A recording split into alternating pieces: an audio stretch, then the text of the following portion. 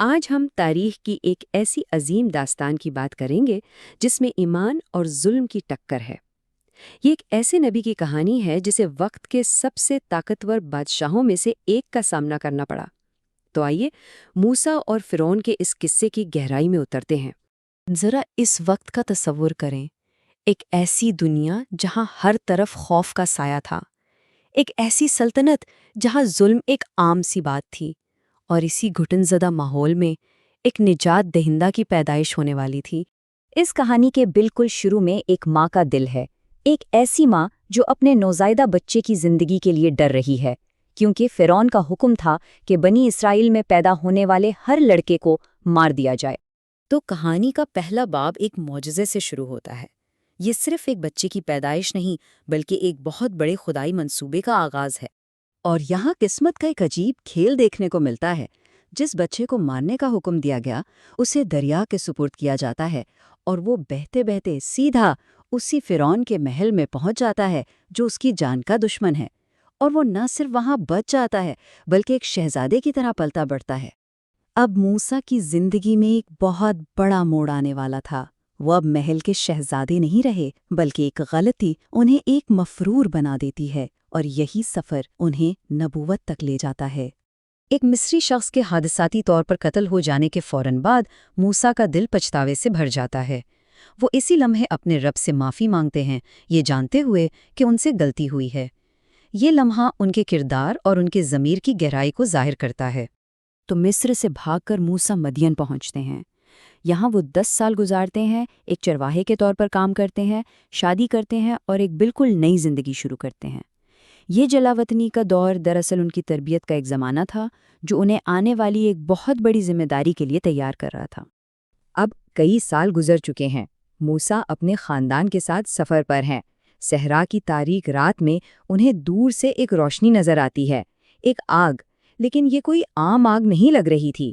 وہ اس پراسرار روشنی کی طرف بڑھتے ہیں، یہ جانے بغیر کہ ان کی زندگی ہمیشہ کے لیے بدلنے والی ہے۔ جیسے جیسے وہ قریب جاتے ہیں یہ سوال اور گہرا ہوتا جاتا ہے، بھلا یہ کیسی روشنی ہے؟ یہ آ کہاں سے رہی ہے؟ صحرا کے بیچوں بیچ اس کا کیا کام؟ اور پھر اس جلتی ہوئی جھاڑی سے ایک ایسی آواز آتی ہے جو پوری کائنات کو بدل دیتی ہے۔ ایک خدائی پیغام جو موسیٰ سے براہ راست بات کرتا ہے اور ایک مفرور کو خدا کا نبی بنا دیتا ہے۔ مشن بہت بڑا تھا، واپس مصر جاؤ اور فرعون کو چیلنج کرو۔ موسیٰ کو اس کام کی سنگینی کا پورا احساس تھا۔ انہیں 2 معجزے دیے گئے، ایک لاٹھی جو سانپ بن جاتی اور ایک ہاتھ جو روشنی سے چمکتا۔ پھر بھی اپنی عاجزی میں انہوں نے اللہ سے درخواست کی کہ ان کے بھائی ہارون کو بھی مدد کے لیے ان کے ساتھ بھیجا جائے۔ اب وقت تھا آمنے سامنے کی ٹکر کا۔ کہانی کا یہ تیسرا باب حق اور باطل، خدائی اختیار اور دنیاوی طاقت کے درمیان ایک براہ راست مقابلے کا باب ہے۔ تو مقابلے کا آغاز لفظوں سے ہوتا ہے۔ فرعون ذاتی حملے کرتا ہے، موسیٰ کو ان کا ماضی یاد دلاتا ہے۔ لیکن موسیٰ اس بحث کو ذاتی سطح پر نہیں رکھتے، وہ اسے ایک اعلیٰ سطح پر لے جاتے ہیں اور مشرق اور مغرب کے رب کی بات کرتے ہیں، ایک ایسی طاقت جس سے فرعون بالکل ناواقف تھا۔ یہ تھا فرعون کا تکبر اپنی انتہا پر۔ وہ نہ صرف خدا کے وجود سے انکار کرتا ہے بلکہ ثبوت مانگ کر موسیٰ کو چیلنج بھی کرتا ہے، اور بس یہیں سے ایک عوامی مقابلے کی بنیاد پڑ جاتی ہے۔ فرعون اپنے سب سے ماہر جادوگروں کو اکٹھا کرتا ہے۔ وہ اپنی لاٹھیاں پھینکتے ہیں اور نظر کا ایسا دھوکہ کرتے ہیں کہ وہ سانپوں کی طرح حرکت کرتی نظر آتی ہیں، لیکن پھر موسیٰ اپنی لاٹھی پھینکتے ہیں جو ایک حقیقی بہت بڑا سانپ بن کر ان سب کے فریب کو ایک ہی لمحے میں نگل جاتی ہے۔ اس معجزے کا اثر فوری اور زبردست تھا۔ سوچئے، وہ لوگ جو خود دھوکے کے ماہر تھے، یعنی جادوگر، وہ ایک لمحے میں سمجھ گئے کہ یہ کوئی جادو نہیں، یہ خدائی طاقت ہے۔ وہ فوراً سجدے میں گر گئے اور موسیٰ اور ہارون کے رب پر ایمان لے آئے۔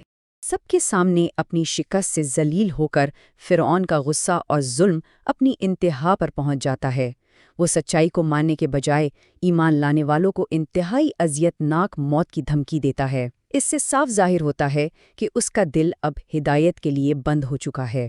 اور اب کہانی اپنے عروج پر پہنچتی ہے۔ یہ آخری اور فیصلہ کن باب ہے جس کا اختتام سمندر کے کنارے ایک ایسے مقابلے پر ہوگا جسے تاریخ کبھی نہیں بھلا پائے گی۔ ایک کے بعد ایک مصر پر عذاب بھیجے گئے، قحط، سیلاب، ٹڈیوں کے دل اور میڈکوں کی بھرمار۔ ہر نشانی ایک وارننگ تھی، لیکن ہر بار فرعون کا دل اور سخت ہوتا گیا اور اس کا انکار اور بڑھتا گیا۔ یہ مکمل مایوسی کا لمحہ تھا۔ بنی اسرائیل کے پیچھے فرعون کی پوری فوج ہے اور سامنے بحرائے احمر کی بے رحم لہریں۔ بچ کر نکلنے کا کوئی راستہ نظر نہیں آ رہا۔ انہیں لگتا ہے کہ بس اب وہ مارے گئے اور ان کی آزادی کا خواب یہیں ختم ہو جائے گا۔ جب سب لوگ خوف اور مایوسی میں ڈوبے تھے، موسیٰ کا ایمان چٹان کی طرح مضبوط رہا۔ انہوں نے اپنی قوم کو تسلی دی اور یقین دلایا کہ ان کا رب ان کے ساتھ ہے اور وہ انہیں تنہا نہیں چھوڑے گا۔ انتہائی نا امیدی کے عالم میں بھی ان کا بھروسہ کامل تھا۔ اور پھر وہ معجزہ ہوا جس کی کوئی توقع نہیں کر سکتا تھا۔ موسیٰ نے خدا کے حکم سے اپنی لاٹھی سمندر پر ماری اور پانی 2 حصوں میں تقسیم ہو گیا اور بیچ میں ایک خشک راستہ بن گیا۔ یہ ایمان کی طاقت کا سب سے بڑا مظاہرہ تھا۔